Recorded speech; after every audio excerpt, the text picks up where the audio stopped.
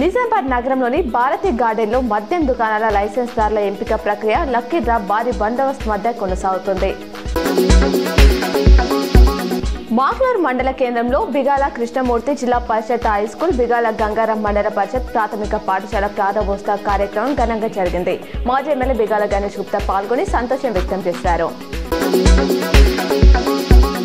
నవీపేటలోని Vaishnavi silver మర్చెంట్లో చోరీ జరిగింది. 6 కిలోల వెండి తులం బంగారం చోరీ అయినట్టు బాధితులు తెలిపారు. భీమ్గల్ లింబాద్రిగుట్ట లక్ష్మీ నరసింహస్వామి జాతర ఉత్సవాలు అంగరంగ వైభవంగా కొనసాగుతున్నాయి. పెద్ద ఎత్తున భక్తులు హాజరై మొక్కులు తీర్చుకుంటున్నారు.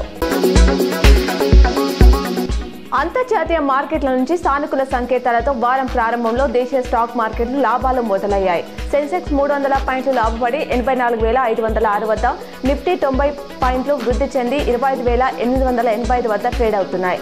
మెటల్, బ్యాంకింగ్ షేర్లు లాభాలు దూసుకెళ్తున్నాయి. ఆటో డ్రైవర్లకు ఏడాదికి ₹12,000 ఇస్తామని కాంగ్రెస్ ప్రభుత్వం మోసం చేసిందని మాజీ మంత్రి హరీష్ రావు మండిపడ్డారు. కాంగ్రెస్ పాలనలో అనేక మంది డ్రైవర్లు సూసైడ్ చేసుకున్నారని పేర్కొన్నారు. వారికి ప్రభుత్వం ₹1,500 కోట్లు అప్పు ఉందన్నారు. అంతకుముందు ఆయన గోకుల్ థియేటర్ నుంచి తెలంగాణ భవన్ వరకు ఆటోలో ప్రయాణించారు.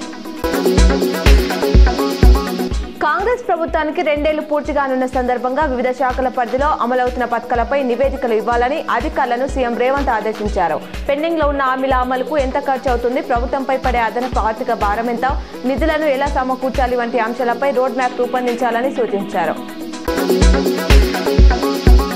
కేసీఆర్ ను బీఆర్ఎస్ ను ఇష్యూ బేస్డ్ గానే విమర్శిస్తానని తెలంగాణ జాగృతి అధ్యక్షురాలు కల్వకుంట్ల కవిత స్పష్టం చేశారు.